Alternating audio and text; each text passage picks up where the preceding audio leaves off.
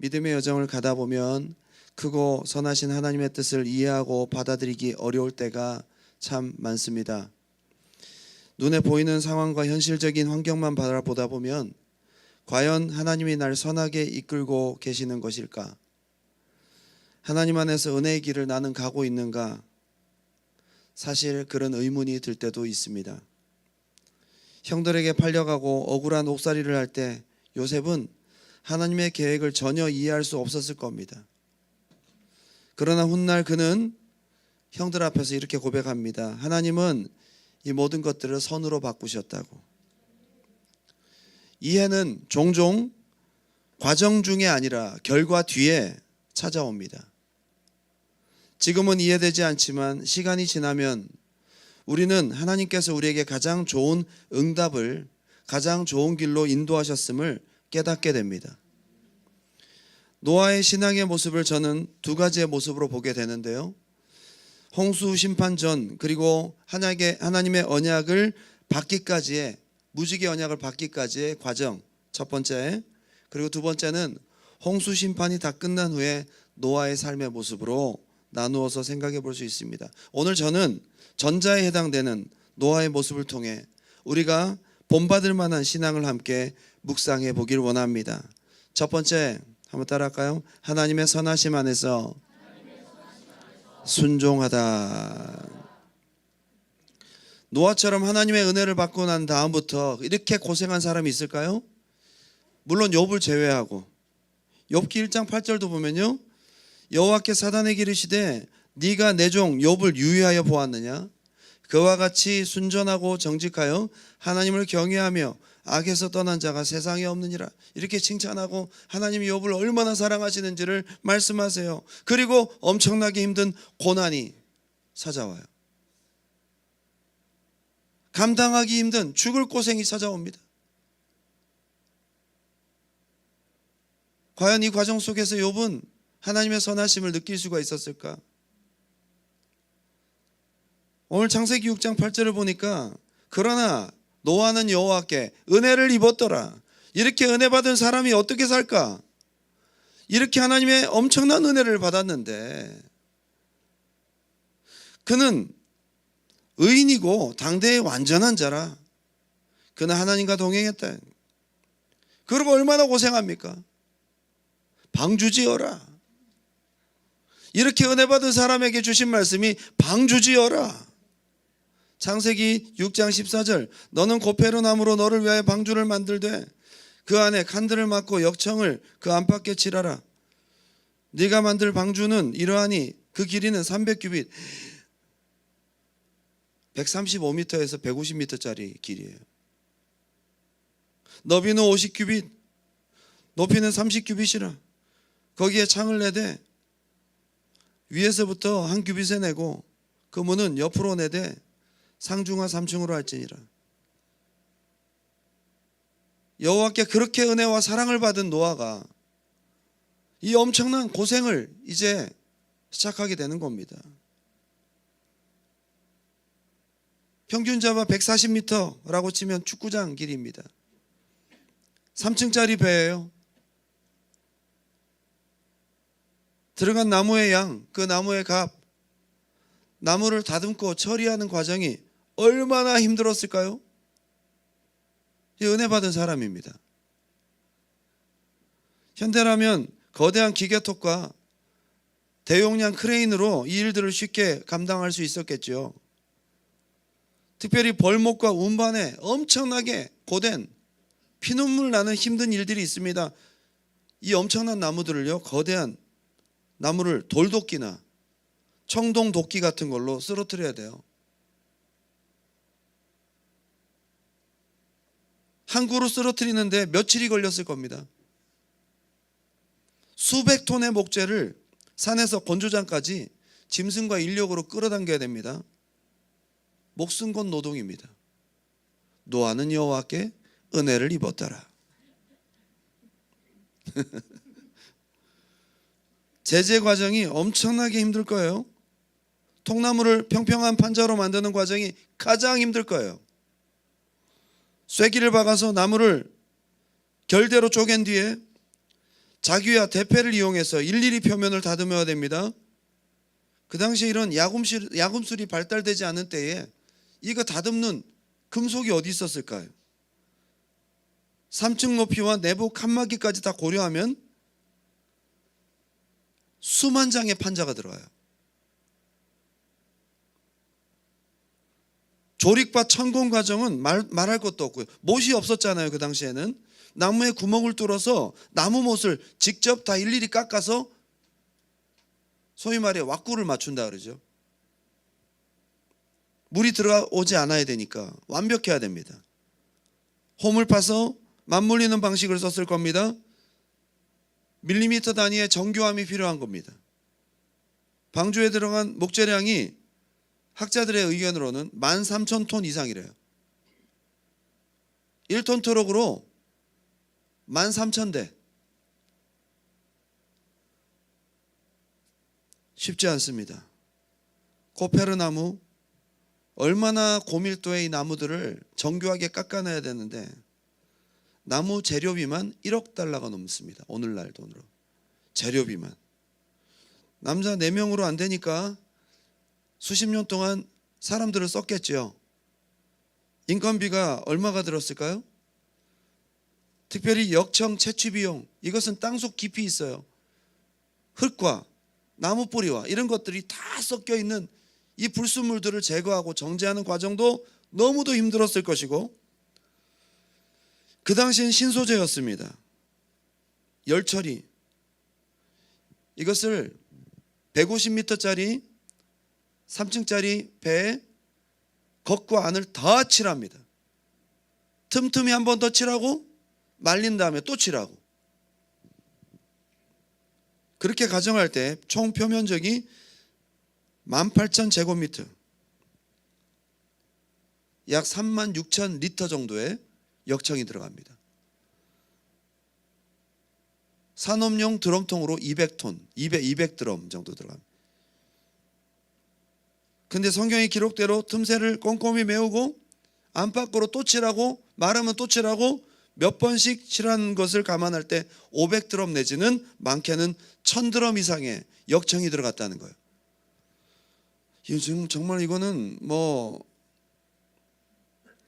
피라미드를 만든 것만큼이나 불가사의한 일입니다. 그 당시에. 창세기 6장의 문맥상 노아가 방주를 짓는데 걸린 시간은 100년 안으로 생각될 수 있습니다. 창세기 5장에 셈과 함과 야벳을 낳았고 하나님 말씀하실 때 너의 아들들과 며느리들이 같이 방주를 짓고 방주에 들어가라고 했으니까 120년은 아니에요. 500세에 아들을 낳고 걔들이 결혼해서 며느리를, 그죠? 그러려면 최소한 20년 뭐 정도 걸렸겠죠. 그리고 600세에 홍수가 터졌으니까 약 한 80년 정도 길게 잡아도 어쨌거나 100년 못 되는 시간을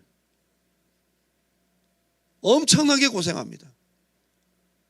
노아는 여호와께 은혜를 받았더라. 은혜 많이 받으시기 바랍니다. 은혜를 많이 이 겁나서 은혜 받겠어요? 무서워서 이 은혜 받겠냐고요? 하나님의 사랑을 너무 많이 받아서 엄청나게 고생을 합니다. 창세기 6장 17절 내가 홍수를 땅에 일으켜 무릇 생명의 기운이 있는 모든 육체를 천하에서 멸절하리니 땅에 있는 것들이 다 죽으리라. 그러나 너와는 내가 내 언약을 세우리니 너는 내 아들들과 내 아내와 내 며느리들과 함께 그 방주로 들어가고.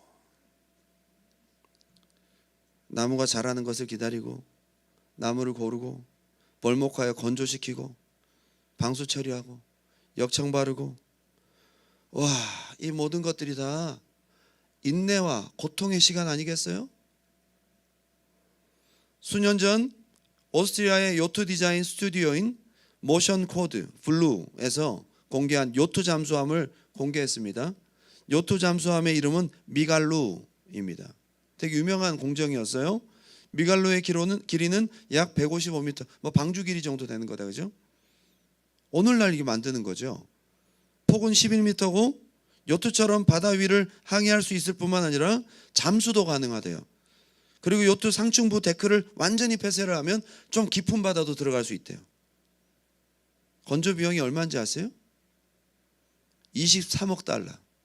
오늘날 23억 달러면 하나로 2조 9천억 원. 노아는 재벌입니다. 제가 볼 때는. 고생은 고생대로 하고 자기 모든 것을 다 쏟아부어서 희생해서 만든 작품, 피의 작품이 방주예요. 방주는 노아의 피입니다. 땀이고요. 노아는 여호와께 은혜를 입었더라.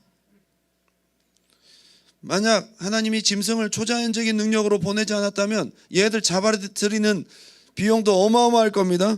짐승을 포획하는 데 들어가는 비용, 오늘날로 따지면 마취제, 연구활동비, 기술자 불러야 되고, 걔들 잡으러 다니다가 마취총 나서 트럭으로 옮기, 코끼리 같은 거 이거 얼마나 힘들어요. 오랜 시간 짐승 잡으러 다니다가 그중에 노아가 다 과로사 한다 이 말. 얘들 그냥 보낸 거죠. 이것도 돈으로 따지면 어마어마한 거죠. 그죠? 식비 최소 암수로 4,000종 이상 된다고 해요. 이거 어떻게 감당합니까? 식비를. 코로 기식하는 짐승이라고 했으니까 곤충 물고기 빼고 뭘로 먹일 거냐 이거. 짐승들이 탄 것보다 적재량이 더 많을 거라고요. 노아 8식구 1년 먹을 식재료만 해도 어마어마할 텐데 이 짐승들 어떡합니까? 여러분 일주일 캠핑 가는데 얼마 듭니까? 여러분 8식구 일주일 캠핑 가는데 얼마 들까요? 방주에 들어갈 그래서 노아라면 과연 이것을 하나님이 나를 너무 사랑하셔서 내게 큰 은혜 베푸셔서 이 귀한 생명들을 내게 맡기셨어 라고 말할 수 있을까요? 하나님의 사랑을 느끼기가 쉽지 않을 거다 이 말이에요. 여러분 지금 하나님의 사랑받고 계십니다. 하나님의 사랑 안에 있고 머물고 계십니까? 못 느끼시겠죠? 하나님이 우리를 너무 사랑하시는데 느끼기가 쉽지가 않다 이 말이에요. 창세기 6장 22절 노아가 그와 같이 하여 하나님이 자기에게 명하신 대로 다 준행하였더라. 창세기 7장 1절 다 준행하였더라. 창세기 7장 보면요 여호와께서 노아에게 이르시되 쭉 얘기를 하고 그 다음에 7장 5절에 노아가 여호와께서 자기에게 명하신 대로 다 준행하였더라. 6장 22절과 7장 5절은 완벽하게 일치합니다. 다 준행하였더라. 두 번이나 이렇게 준행했다라고 다 준행했다고 성경을 표현하는 걸 보면 노아가 기쁨으로 한 것 같아요. 이 어려운 하나님의 명령을 두 번이나 다 준행했다. 기꺼이 순종했음을 강조하고 있는 표현입니다. 고민하지 않았습니다. 생각해보고 하나님 이 엄청난 과업 방주 사이즈를 반으로 줄여주시면 안 될까? 제가 감당할 수 있는 게 한 50m밖에 안 되겠는데 주여! 그러지 않았어요. 다 준행하였더라. 여러분 기쁨의 순종은 하나님의 사랑을 느낄 때 하나님의 선하심을 이해할 때 노아가 생각이 없어서 이렇게 하나님이 시킨 대로 다 준행했을까요? 창세기 6장 9절에 굉장히 중요한 힌트가 나옵니다. 이것이 노아의 족본이라 노아는 의인이요 당대의 완전한 자라. 한번 따라합시다. 그는 하나님과 동행하였으며 할락 함께 걷다. 지속성과 반복성을 말합니다. 어쩌다 한번 걷는 것이 아니라 삶의 모든 순간 먹고 자고 일하고 쉬는 모든 순간이 반복적으로 하나님과 함께 동행했음을 말하고 있는 거예요. 하나님과 동행하면서 하나님 안에 친밀함을 느끼고 이 할라크는요 연인 사이의 친밀한 사귐을 말할 때도 사용합니다. 하나님과 동행하며 하나님의 선하심을 느끼고 알고 가슴 속에 가지고 누리며 이 엄청난 힘든 고된 명령을 기꺼이 순종합니다. 하나님의 사랑을, 하나님의 은혜를 친밀한 가운데 느끼는 여러분 되시기 바랍니다. 노아가 착하고 생각 없고 단순해서 시키니까 무서워서 다 순종했다기보다는 하나님과 동행하며 하나님과 친밀하게 사귀며 하나님의 선한 뜻을 깨닫고 이해한 것으로 보여집니다.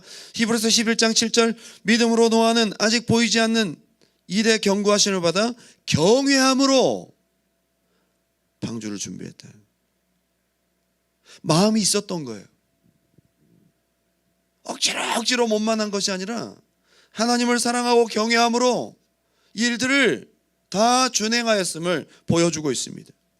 그런데 이 동행하다, 할라크가 어디 쓰여지냐면요, 에녹에게도 쓰여져요. 창세기 5장 24절 똑같은 단어입니다. 에녹이 하나님과 동행하더니 하나님이 그를 데려가셨대.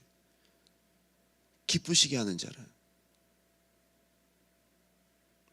300년 동안 하나님과 함께 호흡했던 에녹처럼 노아도 그렇게 하나님과 동행한 겁니다. 결국 그렇게 힘들게 만든 방주가 구원의 은혜가 된 것입니다. 그렇게 힘들지만 철저하게 발랐던 역청이 하나님의 구속의 사랑이 된 것이고 1년 이상 되는 창이란 물을 경험하며 하나님이 이래서 이렇게 나를 사랑하시는구나 또 발견하게 되는 거예요. 창세기 8장 1절, 하나님이 노아와 그와 함께 방주에 있는 모든 들짐승과 가축을 기억하사 하나님이 바람을 땅 위에 불게 하심에 물이 줄어들었다. 기억하다, 옛날 말로는 권념하다. 이게 자카르, 표시해두고, 기념일들을 표시해두고, 잊을 수 없는 날을 표시해두고 항상 생각하는 거예요. 하나님이 노아와 그 탄 모든 자들을 일시도 잊지 아니하고 항상 생각했다. 하나님이 사랑하셔서, 하나님이 깊이 배려하셔서, 잊을 수가 없어서 항상 생각하셔서 하신 역사가 바람 불게 하셨어요. 바람이 불면 물이 줄어들지만 방주는 어떻게 될까요? 뱅글뱅글 빙글빙글 뱅글뱅글. 오랜 풍랑과 배의 격렬한 움직임으로 지쳐 있었던 노아와 그의 가족들, 그 모든 배에 탄 자들은 배가 움직이기만 해도 이제 공포스러운 거죠. 여러분 지긋지긋하지 않겠습니까? 하나님이 너무 사랑하셨어. 하나님이 생각하셔서, 너무너무 사랑하셔서 바람이 불게 하셔서 배가 팽글팽글 빙글빙글 빙글빙글 위아래로 울렁울렁 쿨렁쿨렁. 여러분 하나님의 사랑을 느끼고 계십니까? 너무 하나님이 사랑하셨어. 이게 사랑인가? 이걸 사랑으로, 하나님의 배려로, 나를 하나님이 생각하시는 그 마음으로, 나를 위해 주시는 그 은혜로, 크신 사랑으로 느낄 수 있었을까? 그 뒤 노아의 모습을 보면 하나님 원망하지 않습니다. 그리고 하나님을 철저히 신뢰함으로 하나님이 지시가 있을 때까지 그 좁은 구식 나무배 안에서 하나님의 때를 철저히 기다리는 노아의 신앙을 보면 노아는 그 하나님의 마음을 알았던 거예요.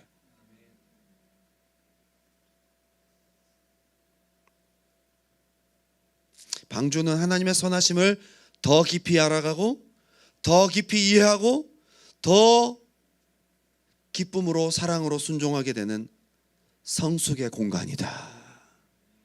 할렐루야. 비록 방주와 같은 작은 공간이지만 결코 좁지 않고 결코 답답하지 않습니다. 이렇게 사랑하시고 이렇게 생각해 주시고 이렇게 구원해 주시는 하나님의 선하심을 가슴으로 느끼는 순간 방주는 좁은 공간이 아니다. 우리의 삶이 이랬으면 좋겠습니다. 여러분에게 기도의 제목을 주신 하나님을 찬양합니다. 저를 원망하는 눈으로 보시는 분들이 계세요. 여러분에게 기도할 제목을 주신 하나님을 찬양합니다. 너무 여러분들을 사랑하셔서 때로는 우리로 울게 하시고 우리 마음으로 가난하게 하시고 하나님을 의지할 수밖에 없게 하시고 때로는 겸손하게 하시고 낮추시고 이런 모든 일들 가운데 연약함을 깨닫고 하나님을 찾게 하시는 우리 노아와 같이 하나님의 선하심을 하나님의 친밀함 안에서 경험하고 믿고 바라고 아는 이해하는 여러분 되시기를 주님의 이름으로 축원합니다. 두 번째, 하나님의 때를 기다리는 노아의 모습입니다. 하나님의 때를 기다리다. 홍수 심판이 완료되기까지 노아에게서 가장 두드러진 신앙의 모습은 한번 따라할까요? 기다림의 신앙이에요. 노아의 신앙을 한마디로 뭐라고 하는지 아세요? 기다림의 신앙이에요. 근데 노아뿐만 그런 게 아니에요. 성경 역사를 보고 성경의 인물들을 보면요, 아브라함도 기다렸고요, 이삭도 엄청나게 기다렸고요, 야곱도 기다렸고요, 다윗은 어마어마하게 기다린 사람이에요. 그들의 신앙은 하나님의 약속을 인내하고 기다린 신앙이었습니다. 신앙의 다른 말을 기다림이라고 표현할 수도 있을 것입니다. 다윗은 사울에게 10년이 넘게 도망 다니면서도 하나님의 때를 기다립니다. 여러분, 하루하루가 지금 죽을 것 같은데 10년이 넘게 도망 다녔어요. 이 기다림. 심지어 사울이 죽었다는 소식을 듣습니다. 그 불편한 블레셋 땅에서 당장 벗어나야죠. 그런데 기다립니다. 유다 장로들이 찾아왔어요. 우리 유다의 왕이 되어달라고. 그럼 가야죠. 근데 또 기다려요. 다윗이 기다립니다. 하나님 갈까요 말까요? 당연히 가야 되는 거 아닙니까? 쫓겨다닌 시간만 해도 지긋지긋했을 텐데 그 불편한 적국 블레셋 땅에 머물면서 사울이 죽었으면 가야죠. 유다 장로들까지 찾아왔어요. 근데도 기다려요. 이게 다윗의 믿음이에요. 시편 40편 그의 신앙을 한마디로 보여줍니다. 시편 40편 1절, 내가 여호와를 기다리고 기다렸더니 귀를 기울이사 나의 부르짖음을 들으셨도다. 얼마나 응답을 안 했으면 기다리고 또 기다려요. 사랑으로 느낄 수 있었을까요? 다윗의 신앙은 기다림의 신앙인 거예요. 나를 기가 막힐 웅덩이와, 진짜 표현이 기가 막히죠, 수렁에서 끌어올리시고, 어떤 웅덩이길래 기가 막히냐 이 말이야. 한마디로 기가 막히고 코가 막히는 웅덩이다 이 말입니다. 거기서 끌어올리시고 얼마나 죽을 것 같으면 하나님께 기도했는데 기다리고 기다렸더니 그제서야 응답하세요. 근데 기다릴 수가 없는 상황이네요. 보니까 시편 40편 12절부터 보니까 수많은 재앙이 나를 둘러서, 다 읽지 않겠습니다. 17절, 나는 가난하고 궁핍하오나 주께서는 나를 생각하시오니 주는 나의 도움이시오 나를 건지시는 이시라 나의 하나님이여 지체하지 마옵소서. 기다리기가 정말 힘든, 근데 기다리고 기다린, 이게 다윗의 믿음이에요. 오늘 우리가 살펴볼 노아라는 믿음의 사람은 기다림의 시간을 보냈던 대표적인 케이스입니다. 오늘 본문의 내용이 있기까지 노아의 얼마나 피눈물 나는 기다림이 있습니까? 정말 오래오래 기다리는 노아, 하나님께 부름받은 그 순간부터 기다리는 생애가 시작됩니다. 방주 지으면서 홍수가 오기까지 수십 년 기다립니다. 그냥 기다리는 게 아니죠. 날마다 노가다 하면서 기다린.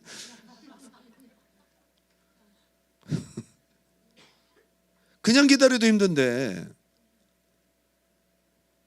40일 폭풍우와 우레와 물보라 급류에 시달리다가 언제 이 배가 멈출까? 150일 동안을 아주 핑글핑글 돌고 있는 그 배 안에서 고통 가운데 기다립니다. 또 바람이 불기 시작하네요. 여러분, 이 방주가 어디에 딱 걸린 시점이 7개월 다음 지나서요. 방주가 산에 걸린 시간이 7개월 뒤라고요. 여러분 놀이기구를 7개월 동안 탔다고 생각해 보세요. 놀이기구를 천천히 가는 오리배도 7개월 타긴 쉽지 않을 거. 방주를 7개월을.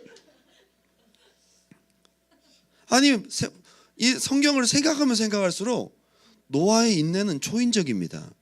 어떻게 시험이 안 들었지? 모르지 뭐 성경에 안 기록됐으니까. 근데 노아의 표현은 그렇게 되어 있지 않잖아요. 열째 달 겨우 산봉우리들이 보입니다. 하나님이 역사하시는데 어마어마한 시간이 걸려요. 산에 걸린 상태, 같은 공간에 배가 정박해 있는데 3달씩이나 산에 걸려있는 채로 그대로. 이것도 참 못할 짓이다, 그죠? 가만히 있어도 힘든 거예요. 팽글팽글 돌 때는 무섭고 막 힘들었지만 멀미 났지만 그래도 그것도 그랬지만 가만히 있으니까 지겨워서 이제는 지겨워서 아무 말씀을 안 하십니다. 여러분 아무 말씀을 안 하세요. 하나님이 10달 동안. 우리 성경은 간단하게 기록되어 있지만 말씀이 없으세요. 자 이제 나가라. 얼마나 기다렸을까요? 물이 마르기까지 기다리다가 바람이 그치길 기다리고 40일 지나서 물이 얼마나 말랐나? 하도 답답하니까 노아가 까마귀 내버. 까마귀 얘가 한번 왔다 갔다 하다가 얘는 별로 신통치가 않네. 그래서 비둘기를 내보냈더니 7일 동안 기다리고 또 비둘기를 보면 7일 기다리고. 그래서 성경의 8장 6절을 보면 40일이 지나서 이 앞에 괄호 놓고 지긋지긋한 40일이 지나서. 맞죠? 성경의 어감을 우리가 봐야죠. 그리고 뒤에 보게 되면 10절 또 7일을 지나. 10절 또 7일을 기다려. 자, 그 다음에 12절 또 7일을 기다려. 여러분 성경이 그냥 기록됐지만 노아의 신앙이, 노아의 삶이, 노아의 모습은 기다리고 또 기다리는 거예요. 노아의 신앙을 한마디로 보여주는 표현들입니다. 거의 1년 만에 물이 거칩니다. 90배 안에서 1년을 보낸 겁니다. 여기에 화장실이 있습니까? 화장실 있겠죠? 안 들어가도 모르겠는데 화장실 없으면 어떻게? 밖으로 던졌나? 모르겠습니다. 그런 시설을 하기까지는 힘들 거예요. 식수, 샤워 시설, 음식, 전등, 냉장고가 없는 곳에서 일기예보가 있습니까? 아니 오늘날 같으면 유튜브라도 보면서 3달 동안 뉴스도 없고 아무것도 누릴 수 있는 것이 없는 곳에서 아마 1년을 그냥 아무것도 없이 있었으면 거의 바보가 되지 않았을까요? 실어증 걸릴까요 아마.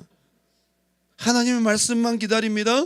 자, 창세기 8장 13절 601년 첫째 달 곧 그 달 초하룻 날에 땅 위에서 물이 거친지라 노아가 방주 뚜껑을 제쳤어요. 방주 뚜껑을 제쳤습니다. 그리고도 그 안에 있습니다. 뭘 기다리는 거예요? 지금 하나님 말씀을 기다리는 거예요. 너무 답답해서 방주 뚜껑을 제치고 언제 말씀하시지? 가만히 계신 거야. 하나님 가만히 계신 거예요. 하나님이 너무 사랑하셔서 노아는 은혜를 받았더라. 여러분 응답이 없다고 하나님 나 사랑하시지 않는 것 같고 내가 말씀하시지 않는다고 하나님 나 버린 것 같고 노아를 보면서 조금 우리가 생각해 봅시다. 하나님이 여러분 사랑하십니다. 여러분 은혜 받은 자입니다. 주여 말씀하소서 그랬더니 15절에 드디어 기다리고 기다렸던 하나님의 단비와 같은 말씀이 임합니다. 하나님이 노아에게 말씀하여 이르시되 이제서야. 와우. 하나님 말씀이 없어서 방주 뚜껑을 열어놓고도 기다리는 거예요. 16절 너는 내 아내와 내 아들들과 내 며느리들과 함께 방주에서 나오고 너와 함께한 모든 혈육 있는 생물 곧 새와 가축과 땅에 기는 모든 것을 다 이끌어내라. 야 이제 진짜 나와야지. 이제 나옵니다. 나왔어요. 근데 여기 보게 되면 18절에 노아가 그의 아들들과 그의 아내와 그 며느리들과 함께 나왔고 그 뒤에 방주에서 동물들이 나왔어요.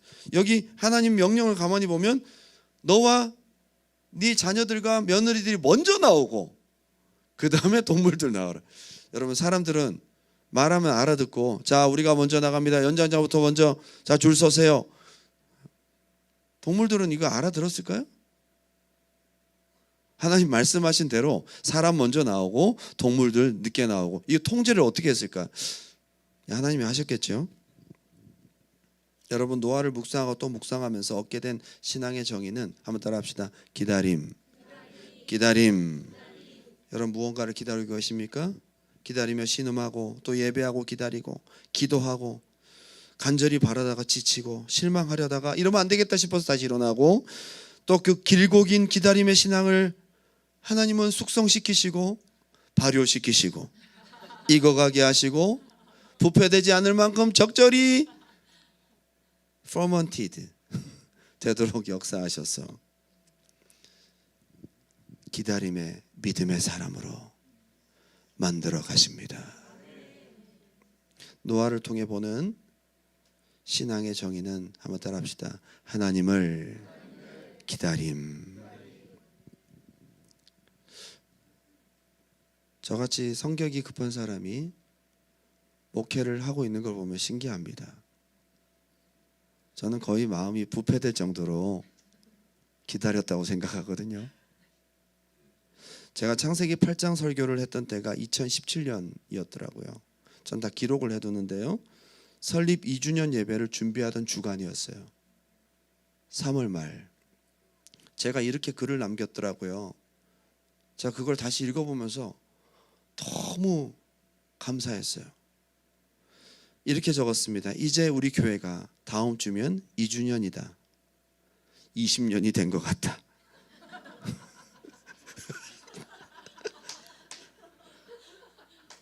제가 그렇게 느끼고 20년 된 것 같다고요.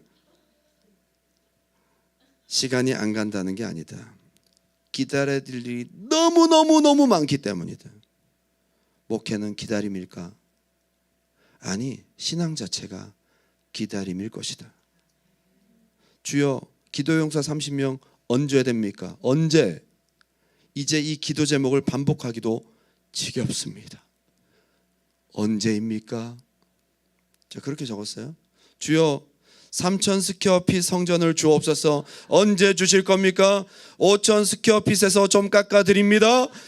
5,000 스퀘어핏까지 가려면 너무 많이 기다릴 것 같으니까요. 자, 그렇게 적었어요. 주여, 일꾼 보내주시옵소서. 일감 말고요. 그 일꾼 들어오면 우리가 다 푹 삶아 드실 것 같아요. 너무너무 오래 기다렸거든요. 2017년, 지금으로부터 약 8년 전 설립 2주년 예배를 준비하던 주간에 제가 기록했던 글이에요.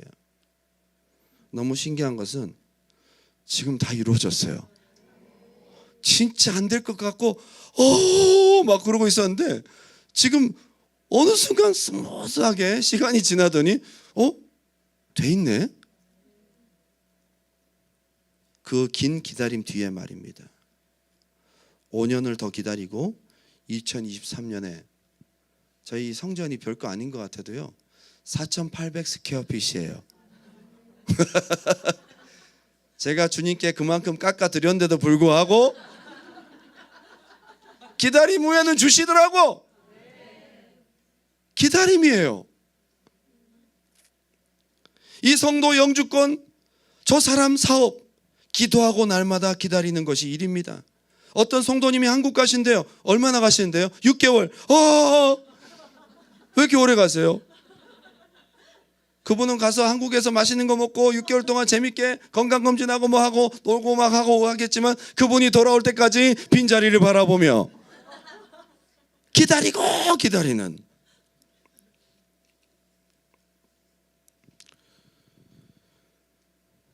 변화되지 않을 것처럼 보여도 성도들을 기다려야 됩니다. 목회를 하면서 주님으로부터 기다림을 배웁니다. 아니, 하나님 앞에서 신앙을 배웁니다. 때론 성도들을 대하면서 너무 힘든 게 있어요. 이 정황상 저 성도가 너무 지쳐서, 하나님 지금 깔딱깔딱 숨 넘어가잖아요. 빨리 좀 응답해 주시면 안 됩니까? 예? 자꾸 시간을 끄시는 하나님이 야속하게 느껴질 때가 있어요. 그런데도 그 가운데 그 성도는 그 10년 가운데 기다림의 신앙을 배워갑니다. 놀랍게 성숙되어 갑니다. 인내와 기다림의 훈련 과정을 우리는 반드시 통과해야 됩니다. 지금 기다림 속에 계신 분들 계세요? 와, 징하다 하신 분 계십니까? 축하드립니다. 오늘 주님이 노아를 통해 저와 당신에게 말씀하십니다. 이게 바로 신앙이다. 이게 바로 믿음이다. 이걸 통과하고 나면 하나님이 우리를 얼마나 사랑하시는지 은혜를 알게 하십니다. 이 말씀 읽고 마치겠습니다. 야고보서 1장 2절 내 형제들아 너희가 여러 가지 시험을 만나거든 온전히 기쁘게 여기라. 이는 너희 믿음의 시련이 인내를 만들어내는 줄 너희가 알미라. 인내를 온전히 이루라. 이는 너희로 구비하고 온전하고 구비하여 조금도 부족함이 없게 하려 함이라. 인내만 있으면 완벽하대요. 여러분에게 인내를 주시고 기다림의 신앙을 학습하시는 것은 완전한 믿음을 갖게 하기 위해서. 고린도전서 13장 4절 다 읽지 않겠습니다. 사랑은 오래 참고 그 뒤에 다 아시죠? 어떻게 끝나는지 보세요. 7절 시작. 모든 것을 참으며 모든 것을 믿으며 모든 것을 바라며 모든 것을 견디느니라. 아멘. 여러분 밑줄 큰 거 보셨어요? 사랑의 첫 열매는 오래 참음이에요. 사랑의 마지막 열매도 인내입니다. 견디느니라. 어떻습니까? 기다림은 바로 신앙입니다. 믿음입니다. 마지막 때가 되면 많은 사람들이 주님을 떠나고 버릴 것입니다. 환난을 이기지 못할 것입니다. 하나님이 한 가지 보십니다. 우리의 신앙을 한 가지로 평가하십니다. 끝까지 견디는 것. 오늘 여러분의 신앙의 필요에 하나님의 음성이 들려오기 바랍니다. 오늘 이 시간 하나님 앞에 한번 고백했으면 좋겠어요. 때때로 찾아오는 실망감, 억누르기 힘든 좌절, 과연 하나님이 나를 사랑하실까? 나는 하나님 앞에 은혜 받은 자일까? 라는 것에 대한 수많은 의문 속에서 이 찬양이, 이 고백이, 우리의 기도가 다시 한번 하나님 앞에서 일어나게 되는 힘이 되길 바랍니다. 우리 찬양을, 우리 믿음의 고백을 실어 기도하는 마음으로 올려드리고 함께 기도하는 시간 가졌으면 좋겠습니다. 믿음으로 고백할까요? 나 기다립니다. 나 기다립니다.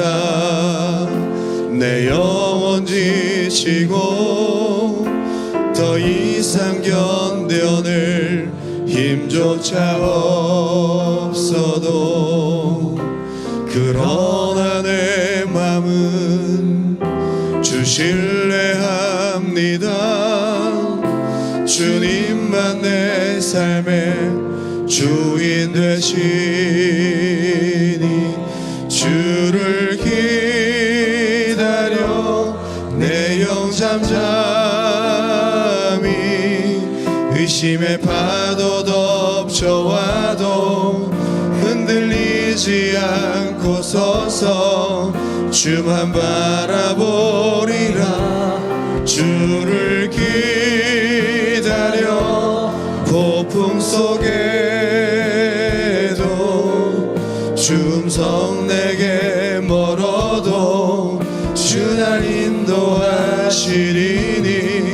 주만은 다시 한번 고백합니다. 우리 노아의 고백처럼 나 기다립니다. 내 영혼 지치고 우리 은혜의 하나님, 더 이상 사랑의 하나님을 우리가 생각하며 우리 믿음의 고백을 올려드리기 원합니다. 그러나 내 맘은 주 신뢰합니다. 주님만 내 삶의 주인 되시니 주를 기다려 내 영 잠잠히 의심의 파도 저와 흔들리지 마십시오. 흔들리지 않고서 주만 바라보리라. 주만 바라보리라. 주를 기다려 주를 기다려 폭풍 속에도 주음성 내게 멀어도 주 날 인도하시니 주만 의지합니다. 마지막으로 고백합니다. 주를 기다려 주를 하나님 내 영창자 우리의 신앙이 주님을 기다림으로 더 굳어지고 성숙해지기를 원합니다. 주만 바라보리라. 주를 기다려 폭풍 속에도 주음성 내게 멀어도 주 날 인도하시리니 주만 의지합니다. 오늘 이 시간 우리 신앙을 위해서 한번 기도했으면 좋겠어요. 지금 여러분 힘들고 어려운 고난의 터널을 통과하고 계신 분들 계십니까? 기도해도 응답이 없고 이 상황과 현실만 바라보면 도무지 하나님의 은혜와 사랑을 느끼기가 힘든 이때, 근데 우리는 노아를 통해서 배웁니다. 하나님이 나를 사랑하시는구나. 나는 그래도 하나님의 은혜 안에 있구나. 하나님이 내게 간절히 원하시는 것은 기다림의 신앙이구나. 이걸 통해 우리에게 온전한 믿음을 갖게 하기 원하시는구나. 오늘 시간 우리 함께 기도하면서 하나님, 노아와 같이 하나님의 선한 뜻을 이해할 수 있는 영적 지혜를 주시고, 하나님, 노아와 같이 힘들고 어려운 환경이지만 하나님의 은혜를 붙잡고 하나님을 신뢰함으로 기다리는 믿음 되게 도와주시옵소서. 우리 간절한 마음으로 주님의 이름 한번 뜨겁게 부르고 기도합니다. 주여